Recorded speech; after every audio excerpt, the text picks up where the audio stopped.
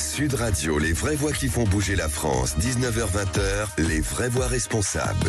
On vous souhaite la bienvenue, on est ravis de vous retrouver jusqu'à 20h. Comment lutter contre la contrefaçon? Médicaments, cigarettes, pièces automobiles.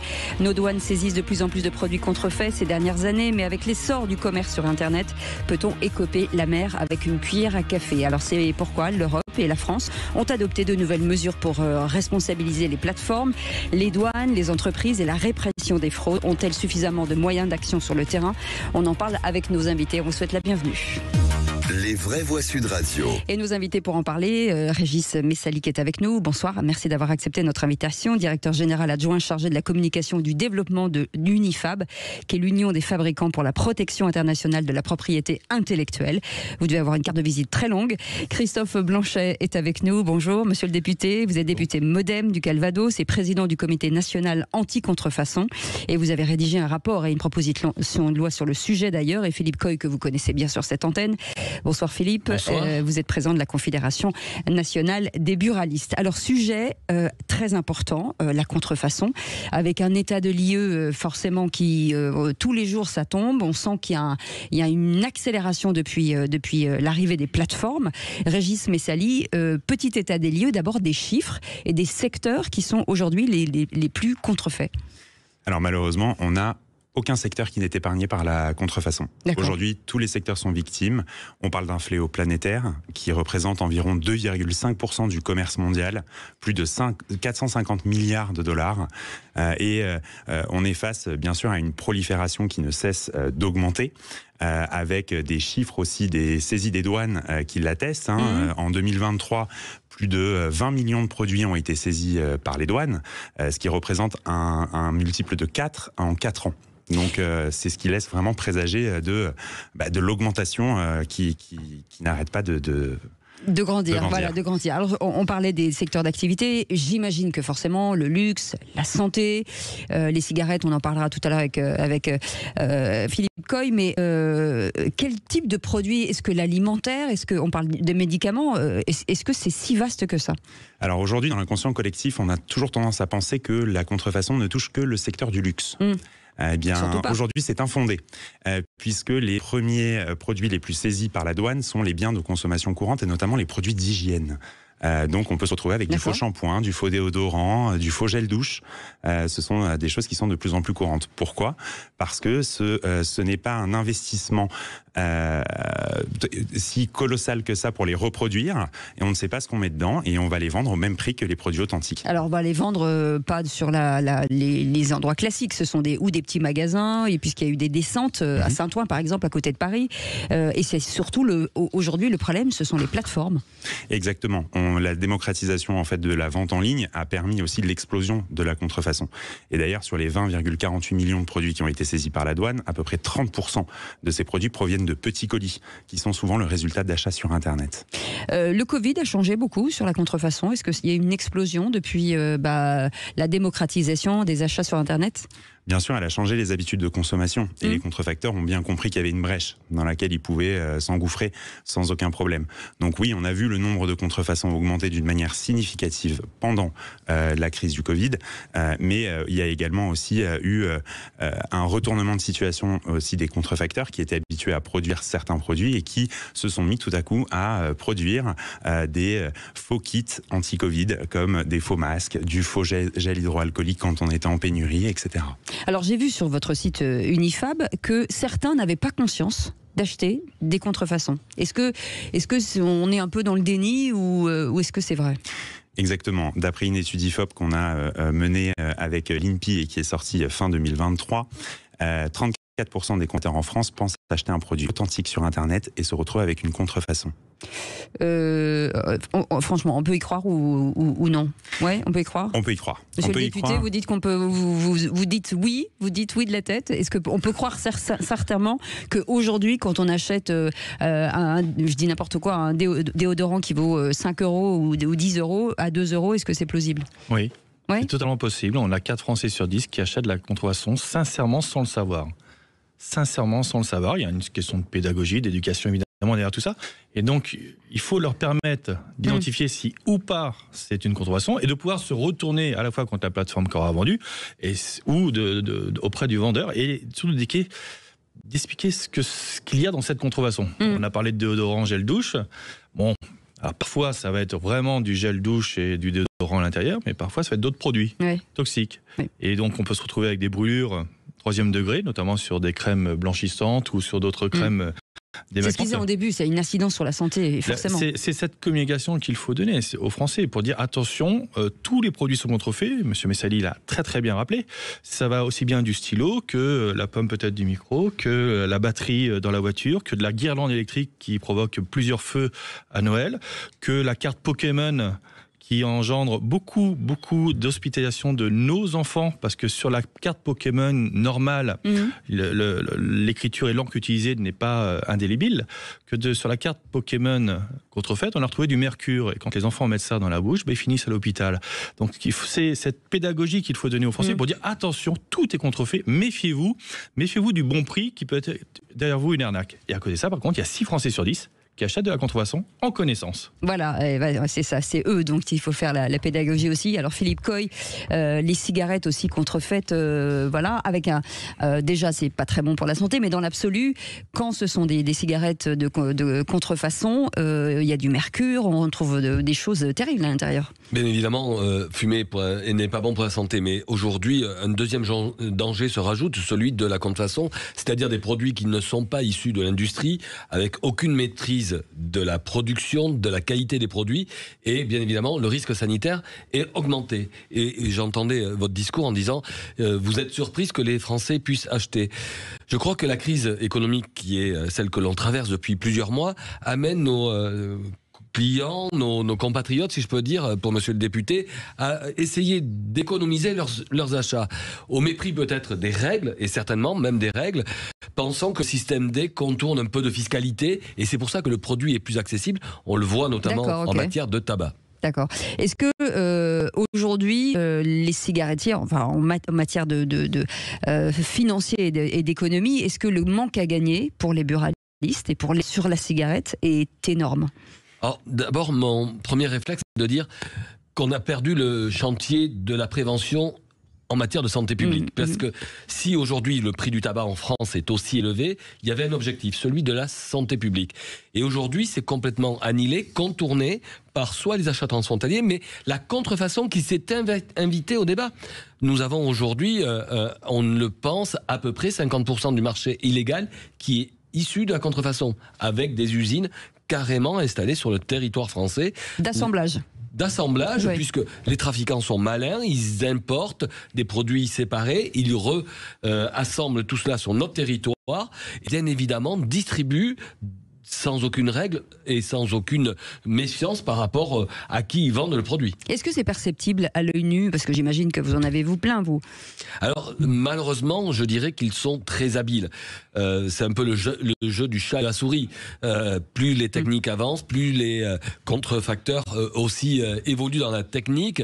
Et ce qui n'arrange pas pour nous la détection, c'est le fameux paquet neutre, qui est d'autant plus facile à reproduire, puisque c'est une seule couleur, il y a moins la propriété intellectuelle, industrielle des fabricants, donc c'est plus facile à multiplier les faux paquets, et cela est très difficile, bien sûr, à être identifié. Allez, on en parle dans un instant, la suite, et on reviendra sur cette proposition de loi avec 15 grandes études, ou en tout cas de grandes questions et des réponses à trouver. On en parle dans un instant avec nos invités.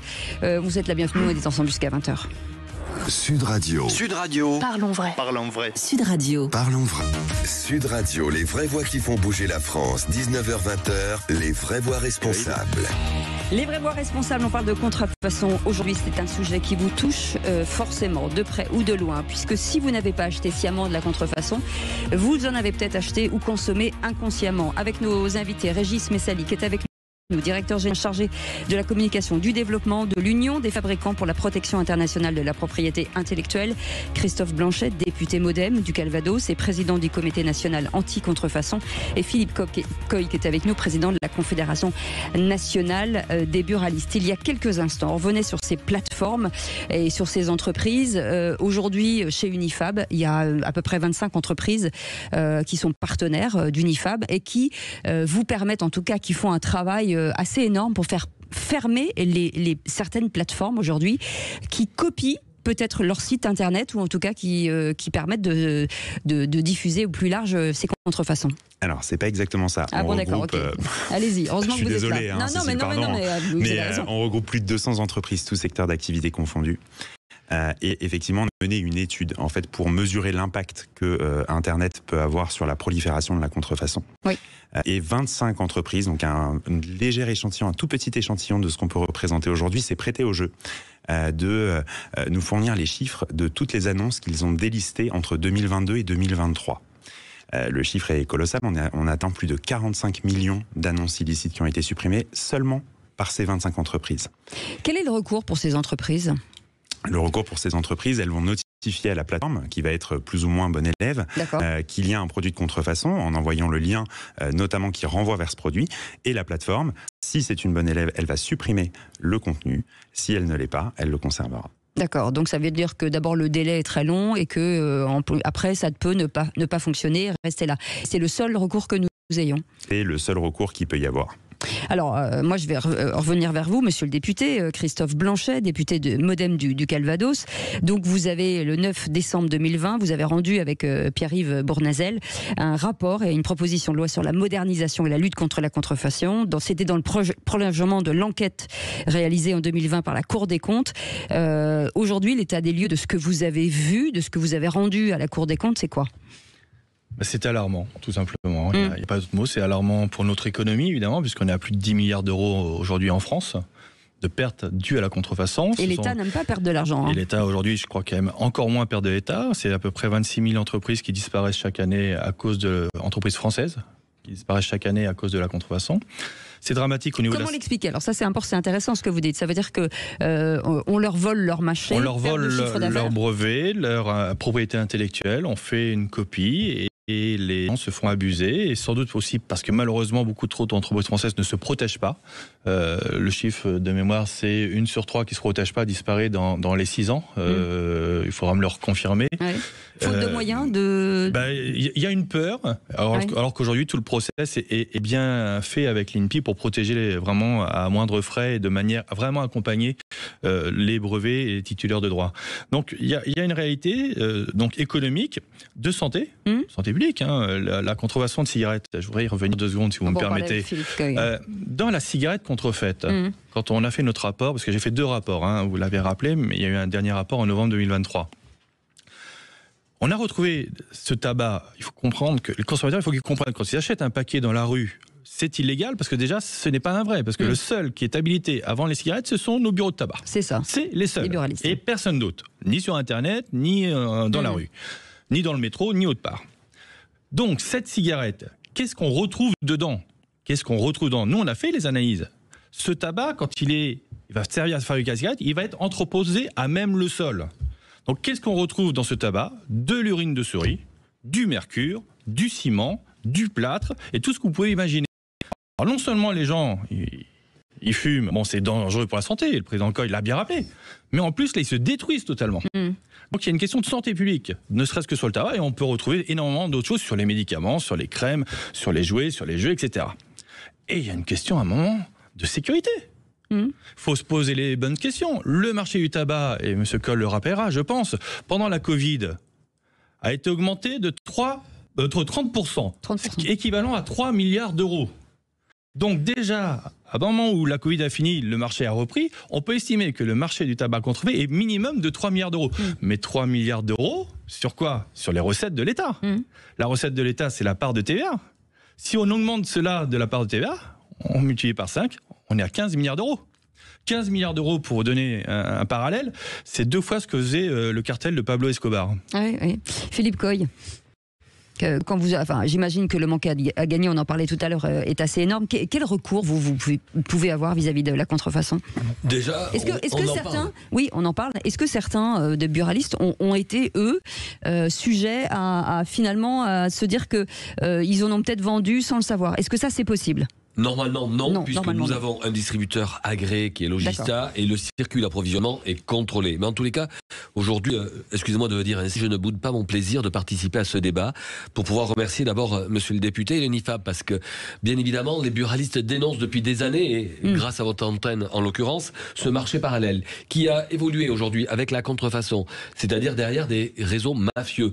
Et je salue la campagne que vient de mettre en place l'UNIFAB pour dénoncer cette contrefaçon, parce que, bien évidemment, le système D de monsieur tout le monde, il a l'impression juste de gruger un peu la fiscalité sans se mettre en danger. Et je crois que, pour une fois, ce n'est pas uniquement la Confédération des buralistes et les 23 000 buralistes qui portent la parole. C'est d'abord le Parlement, par monsieur le député, ses rapports, par l'UNIFAB. Aujourd'hui, nous devons aussi sensibiliser l'opinion publique. Vous disiez tout à l'heure, les acheteurs ne savent pas qui fraude. Et malheureusement, vous savez qu'il y a 10 000 sites aujourd'hui en France, sites, applications, qui vous proposent du tabac. Quelle en est la provenance? Donc, en dehors de la recette publique fiscale perdue, et je crois que le budget va être un vrai débat dans quelques semaines au Parlement, il y a la santé publique et puis il y a la santé économique de notre réseau, ce commerçant d'utilité publique, locale, que nous représentons. Alors aujourd'hui, nous avons uni nos forces et je suis très heureux que nous puissions porter la connaissance aux acheteurs, parce que des fois on ne sait pas qu'on fraude, il y en a qui le savent, il y en a qui ne le savent pas, mais en tous les cas ils se mettent en danger. Allez-y, oui, monsieur parce le député. Que le président Coy a dit quelque chose et je pense qu'il faut encore le préciser, permettez-moi, président. Quand vous dites commerçant d'utilité publique, ça peut très bien ne pas se voir à Paris, mais dans notre territoire national, dans nos provinces, chez moi dans le pays d'Auge, le buraliste, il fait épicerie, il fait dépôt de pain, il fait rencontre, il fait lieu de sociabilité. Et si il disparaît parce que les gens n'achètent plus chez lui ce tabac, eh ben c'est ces lieux de vie dans nos petites communes qui disparaissent. Bien sûr. Et la deuxième chose, là-dessus, c'est l'importance des petits commerces de proximité. C'est l'importance des petits commerces. C'est ces mafias qui sont derrière cela, qui achètent tout l'environnement autour du lieu et qui après s'installent. Quand on est à plus de 10 milliards d'euros, c'est pas de l'amateurisme, c'est pas mamie qui fait ça dans sa cave. C'est du professionnalisme. Ce sont des mafias, ce sont du crime organisé. Le marché de la drogue en France, 5 milliards d'euros. Les cigarettes, c'est déjà 3 fois plus. Donc on doit arrêter de penser que c'est pas grave. Et une question de santé publique, une question de fiscalité. À force d'augmenter la taxe sur les cigarettes, on a un plafond de verre qui fait que, oui, on diminue la vente chez les buralistes, mais on diminue pas le nombre de fumeurs, parce qu'à un moment, ils se reportent vers la contrefaçon qui est encore plus nocive. Là, à un moment, il faut arrêter. Il faut trouver d'autres axes de combat. Allez, on va faire une petite pause dans un instant et on reviendra. Ce qui est important de savoir, c'est d'abord qui fait cette contrefaçon, quels sont les pays ennemis sur ce sujet-là. On va en parler dans un instant. On fait une petite pause, on parle de cette contrefaçon, c'est un sujet passionnant et on revient dans un instant. On est ensemble jusqu'à 20h. À tout de suite. Sud Radio, votre attention est notre plus belle récompense. J'adore Sud Radio dans la mesure où, là au moins, on peut s'exprimer en direct et donner notre avis. Sud Radio, parlons vrai. Sud Radio, les vraies voix qui font bouger la France. 19h-20h, les vraies voix responsables. On pourrait faire la nuit de la contrefaçon, tellement il y a de choses à dire avec nos invités passionnants. Régis Messali qui est avec nous, directeur général adjoint chargé de communication du développement de UNIFAB, Christophe Blanchet, député Modem du Calvados et président du comité national anti-contrefaçon, et Philippe Coy, président de la Confédération nationale des buralistes. La question que l'on se pose forcément, qui sont les deux d'ordre de cette contrefaçon? Est-ce que, alors forcément, j'ai envie de Régis Messali de pointer la Chine qui est un peu le spécialiste de la contrefaçon. Alors on sait aujourd'hui qu'à peu près 80% des faux produits qui sont stoppés aux frontières de la France proviennent d'Asie. Plus particulièrement de la Chine bien sûr, et sur les autres 20% restants, si j'ose dire, une grosse partie provient également de la Turquie. D'accord. Qui est considéré sur les mêmes types de produits, les mêmes secteurs? Alors on va plutôt tomber sur des pièces détachées automobiles de contrefaçon en provenance de Turquie, des faux produits qui proviennent aussi de l'univers du luxe. Voilà, tous ces types de produits-là sont également fabriqués là-bas, en Turquie, et acheminés après par voie maritime, postale et fret express. On parlait d'un problème de santé publique sur les cigarettes, mais aussi de sécurité sur les pièces automobiles. C'est bien de le rappeler aussi, de faire très attention. Parce que si vous mettez une pièce, forcément, qui n'est pas valorisée comme elle doit être valorisée, en cas d'accident, ça peut être catastrophique. Bien sûr, ça peut être dramatique, tout simplement parce que, en utilisant une fausse, par exemple, de fausses plaquettes de frein, on estime à 7 fois plus de temps de freinage. Donc, ce qui peut causer des dommages irréversibles pour l'utilisateur et pour les autres. Et surtout pas d'assurance. C'est ça qui est important. Et bien évidemment, on ne se fera pas rembourser puisque la pièce détachée automobile n'est pas agréée par la marque. Juste revenir aussi sur le manque à gagner de toutes ces entreprises et qui, pour certaines, à un moment donné, pourront fermer. Alors uniquement en France, on estime à 6,7 milliards d'euros de pertes de ventes directes. C'est-à-dire ne se font pas dues à la presse de contrefaçon. Et on assiste à la suppression de plus de 38 000 emplois par an sur le territoire français. C'est assez énorme. Monsieur le député, aujourd'hui, là on parle de la France, mais j'imagine que c'est un fléau qui irrigue entière, voire le monde entier peut-être. Sur l'Europe, on multiplie par 6 le volume un minimum, donc on est à 60 milliards d'euros derrière les dernières études. Donc oui, c'est un phénomène global, mondialisé, on pourrait multiplier par 10, mais c'est un modèle mafieux, cancérigène, dangereux, sur notre modèle de société aussi et pour nos finances publiques, mais pour la santé et pour tout ce qui est la sécurité. Vous parliez tout à l'heure des voitures, il y a 2 ans, on a saisi des roulements à billes. Roulement à billes, les billes a cédé au bout du premier freinage et boum, ça pète. Les parfums, on saisit des parfums, il faut informer les gens qui achètent de la contrefaçon de parfums en sachant que c'est de la contrefaçon, les 6 Français sur 10. On a fait les études pour savoir ce qu'il y avait dans ces parfums contrefaits. Vous savez ce qu'on retrouve Non. De l'urine de bœuf. Il faut bien du liquide, ça coûte moins cher que l'alcool et que l'eau. Et on y met beaucoup d'arômes pour que ça sente bon. Je suis pas sûr que, mesdames ou messieurs qui achetaient un parfum contrefait, vous soyez satisfaits de savoir que c'est de l'urine du bœuf qui vous a arrosé. Donc il y a cette pédagogie à avoir si on veut vraiment sensibiliser en disant voilà. Et après la sensibilisation, maintenant il faut sanctionner. Évidemment, remonter aux donneurs d'ordre. Mais moi, je suis à un moment où on sanctionne ceux qui détiennent une contrefaçon. Qu'est-ce qu'ils risquent, ces gens-là ? C'est 3 ans de prison, 750 000 euros d'amende maximum, récidive, bref, pas grand-chose par rapport au volume.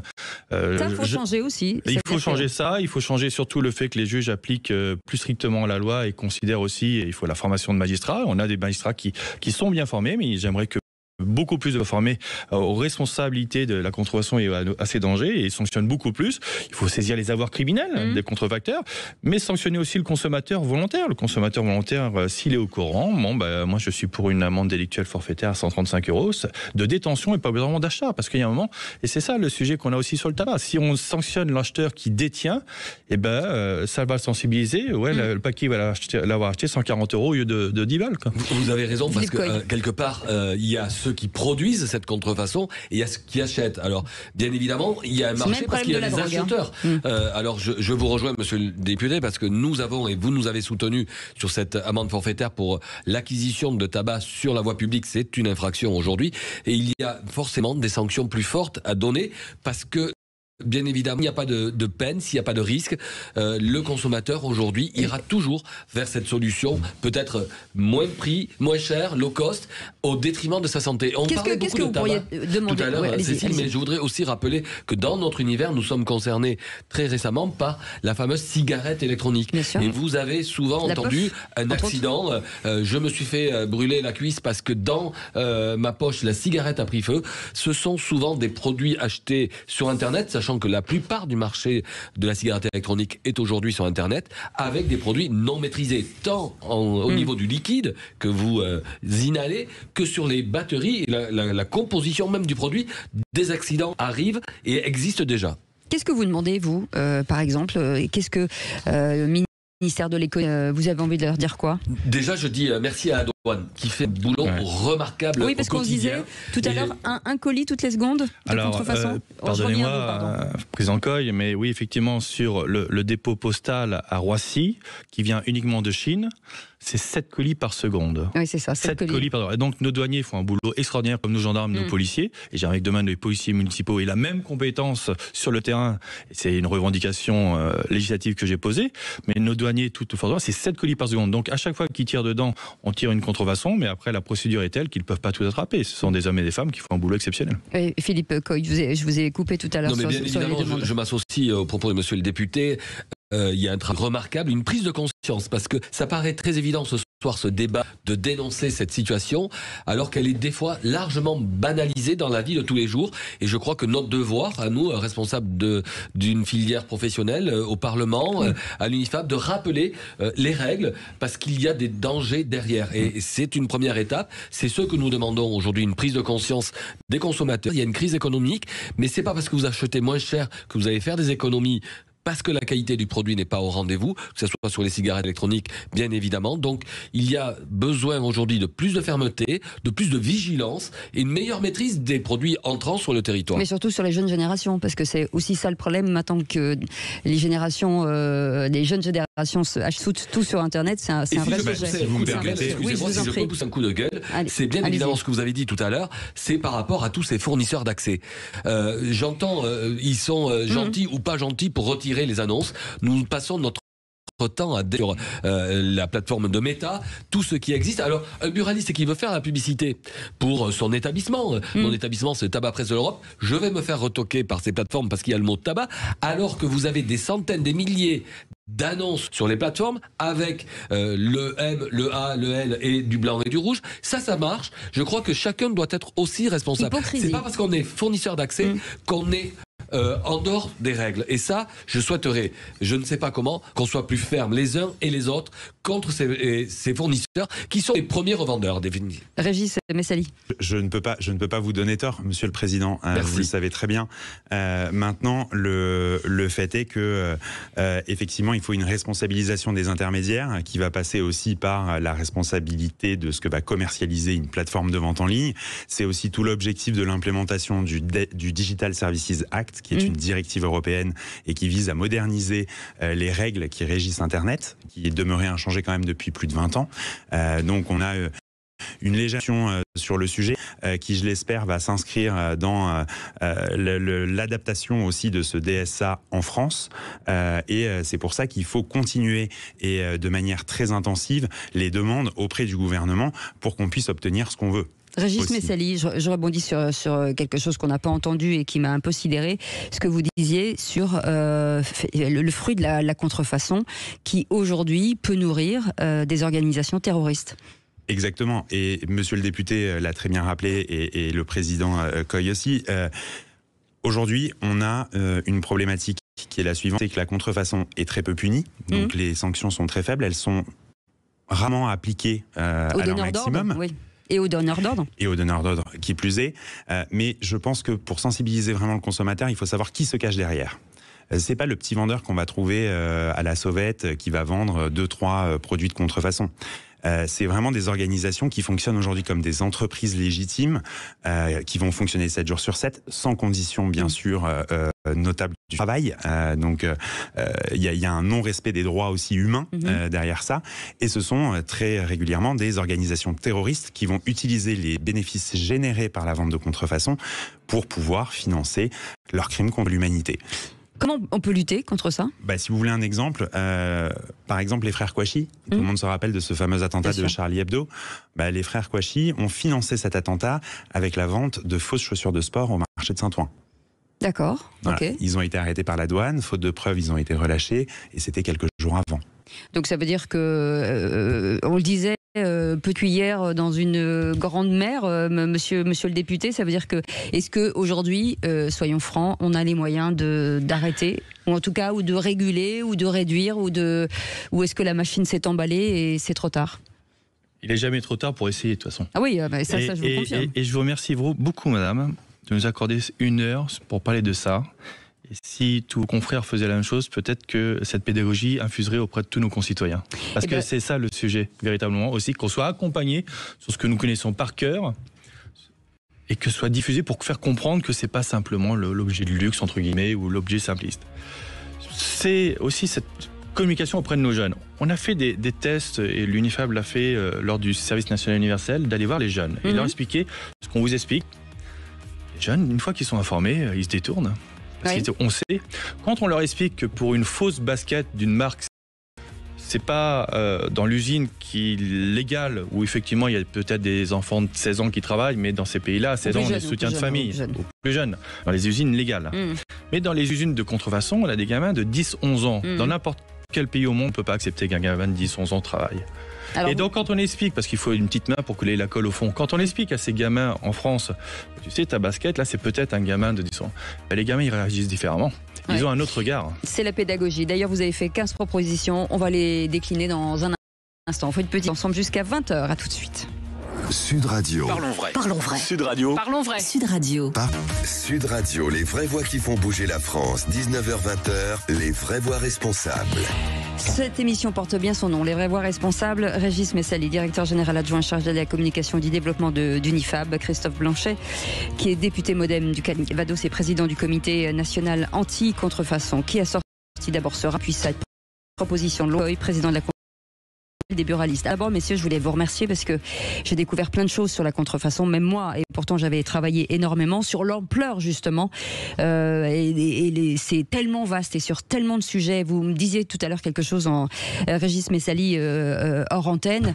Vous nous racontiez, pardon, les phénomènes des dupes. Voilà, les phénomènes des dupes sur des influenceurs, parce que forcément, c'est-à-dire que tous les nouveaux modes de communication vont être utilisés par les contrefacteurs.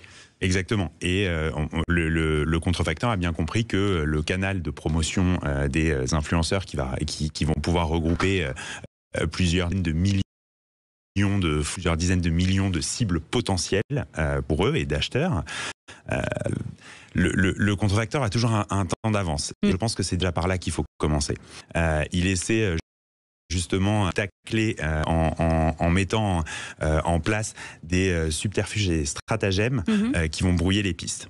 Et notamment le dupe, qui est un nouveau phénomène qui n'est autre en fait que la nouvelle façon de qualifier un produit de contrefaçon, c'est-à-dire qu'ils vont demander à un influenceur de faire une comparaison entre un produit qui reprend les codes d'un produit, par exemple, de grande marque. Prenons l'exemple d'un rouge à lèvres, admettons. L'influenceur va donc faire la comparaison entre un rouge à lèvres sans marque et un rouge à lèvres qui va porter le nom d'une grande marque. Le rouge à lèvres sans marque va reprendre tous les codes du produit de la grande marque. Sauf que le prix diffère. Sauf que le prix va différer, bien évidemment, et on va le vendre 10 fois moins cher. Mais ce qu'il faut bien garder à l'esprit, c'est que déjà, on ne sait pas ce qu'il y a dedans. Donc c'est un danger pour la santé et la sécurité. Primo. Secondo, ça représente aussi un investissement de la part des entreprises en matière de recherche, de développement, de sélection minutieuse des matières qui sont utilisées pour confectionner ce produit, et des investissements aussi marketing et de promotion, et surtout des contrôles qualité. Bien sûr. Donc attention, ce sont des influenceurs français ou pas encore ? Il y a quelques influenceurs français. D'accord, donc mais ils sont justement, déjà dans on travaille avec la RPP, on travaille avec la RPP et l'UMIC pour justement sensibiliser la plus grande partie des influenceurs à ce sujet. Monsieur le député, alors 15 propositions importantes. Création d'abord d'une réserve citoyenne douanière, c'est-à-dire les douanes étaient la seule unité, corporation qui n'avait pas de réserve. Aujourd'hui, il existe. Alors, je suis aussi rapporteur sur les réserves à l'Assemblée nationale puissant. J'ai déposé une proposition de loi et j'ai fait avancer la LPM, la loi de prévention militaire là-dessus. Et donc il y a 43 réserves qui existent en France, ça mérite aussi une heure. Et donc il n'y avait pas de réserve chez les douaniers. Et donc aujourd'hui c'est acté dans la loi de sécurité globale, c'est acté. Ça veut dire du soutien opérationnel sur le terrain. Du soutien opérationnel et surtout du soutien de gens qui s'intéressent à la contrefaçon, qui sont pas obligatoires. Et de la veille. Et donc des influenceurs de l'Unifab, des influenceurs des bureaux de tabac qui peuvent s'investir. Tiens, on veut être risque douanier, donner un coup de main ponctuel et déjà faire de la pédagogie, intervenir. Moi, j'ai voulu cette réserve, notamment citoyenne aussi. Il y a plusieurs réserves, il y a la réserve aussi citoyenne pour se doter de personnes humaines motivées qui peuvent aller relayer de l'information, donner de l'information. J'ai fait cet exercice dans la chambre de métier de l'artisanat à Caen. Vous intervenez devant 200 artisans. Et quand, au bout de 10 minutes, ils vous prennent tous la photo du site pour regarder s'ils ont acheté la contrefaçon, on a réussi, c'est-à-dire qu'ils n'étaient pas au courant et ils sont tous « waouh !» On n'a pas l'impression que c'est ça. Plus on va être à relier ce message en proximité, au contact, au dernier mètre, plus je crois qu'on peut y arriver. Oui, parce que vous dites que vous allez même sensibiliser à l'école, hein. C'est-à-dire dès le plus jeune âge, effectivement, ce que vous disiez tout à l'heure.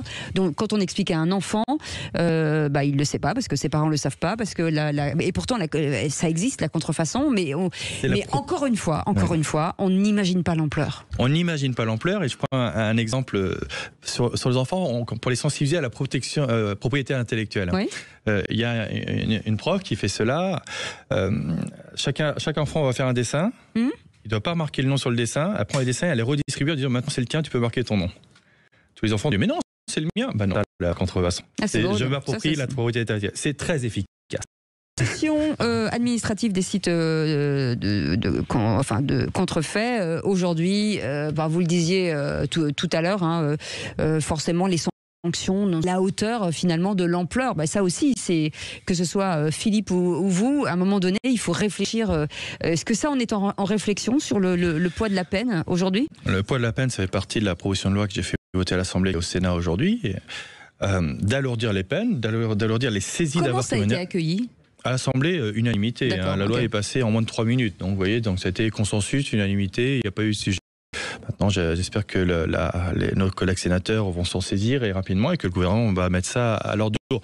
Mais pour autant, la loi maintenant date d'il y a 4 ans. Vous voyez que ça met du temps. Et aujourd'hui, le système a évolué. Il convient de continuer à amender et de l'améliorer. C'est pour ça que j'ai redéposé, notamment sur le tabac, la traçabilité du tabac en France. Parce qu'aujourd'hui, le tabac fait partie des matières agricoles et il n'y a pas une traçabilité. Donc, pourtant, le tabac qui doit arriver doit finir officiellement dans le réseau. Il ne doit pas être. Et si ces cigarettes, il faut bien qu'elles arrivent de quelque part. Donc il n'y a pas de traçabilité. Moi, je demande depuis 2 ans qu'on trace le tabac en France pour éviter au moins qu'on fabrique des cigarettes dans des usines clandestines. Et la dernière en date, c'est en Normandie. Donc c'est chez moi. Ah oui, donc vous êtes sur place. Philippe Coy, forcément sur ces demandes et sur envie de mettre en place, il nous reste 2 minutes. Bien évidemment, de taper très plus de fort sanctions. peut-être. Mais pour mettre les sanctions, il faut arrêter en amont. C'est-à-dire donner aux forces de l'ordre, aux douaniers, et merci pour l'initiative de la réserve douanière, donner plus de moyens à nos forces de sécurité intérieure, à nos douaniers pour contrôler. Doter les forces de contrôle de scanners pour vérifier aussi l'importation de produits. Je crois qu'il est nécessaire aujourd'hui, bien évidemment, d'avoir des peines pour sanctionner et peut-être faire peur. On m'a dit un jour, la peur doit changer de camp pour le réseau des buralistes. Malheureusement, la peur est toujours dans le camp du réseau des buralistes. Donc nous n'avons pas aujourd'hui perdu la bataille. Nous continuons grâce à cette unité avec Fab, je le rappelle, c'est innovant. Personne n'est venu nous soutenir jusqu'à présent. Les travaux de monsieur le député nous aident. Nous avons un enjeu de santé publique, de finances publiques, de commerce d'utilité locale. Alors 30 secondes pour vous, Régis Messali. La coopération internationale obligatoire. La coopération internationale est obligatoire. Il faut qu'il y ait une harmonisation des sanctions. Il faut aussi qu'il y ait une harmonisation des mesures prises pour lutter efficacement contre la contrefaçon. Et c'est ce que nous, à l'UNIFAB, on s'emploie à faire. Merci beaucoup. Le mot de la fin. Le mot de la fin, si vous achetez une contrefaçon, vous pensez faire une bonne affaire, prenez en compte qu'elle peut vous faire votre affaire. Merci beaucoup, Christophe Blanchet, député du Calvados. Merci à Régis Messali, directeur général de l'UFAB, en tout cas sur la communication et le développement. Merci beaucoup. Philippe Coy, président de la Confédération nationale des buralistes, et je retrouve mon Philippe David avec du football ce soir. Football, boa noite. Bonsoir Cécile, bonsoir à tous. Alors, menu footballiste ce soir, c'est le retour des clubs français en Ligue Europa, le GIM, le GCN, le club de Nice, les Rouges et Noirs reçoivent la Real Sociedad. On va voir un supporter en direct depuis stade. Ensuite, on parlera toujours de la Ligue Europa avec un supporter lyonnais, puisque Lyon joue demain l'Olympiakos, le Pirée. Alors pourquoi les clubs français n'ont jamais gagné cette compétition? Ils la jouent ou pas? Troisième sujet, on l'a appris ce matin, grande tristesse avec la retraite de Raphaël Varane, qui nous avait fait crier de bonheur. On va parler des problèmes des blessures, puisque lui, c'est la compétition, et on se souvient de son coup de tête lors de Uruguay 2018. Et dernier point, le début de saison de Mbappé. Succès ou échec? On en parle dans un instant. Cette émission ne sera pas une contrefaçon, je vous le dis tout de suite. Merci messieurs, à très bientôt. Passez une belle soirée, on se retrouve demain à 17h avec Philippe David.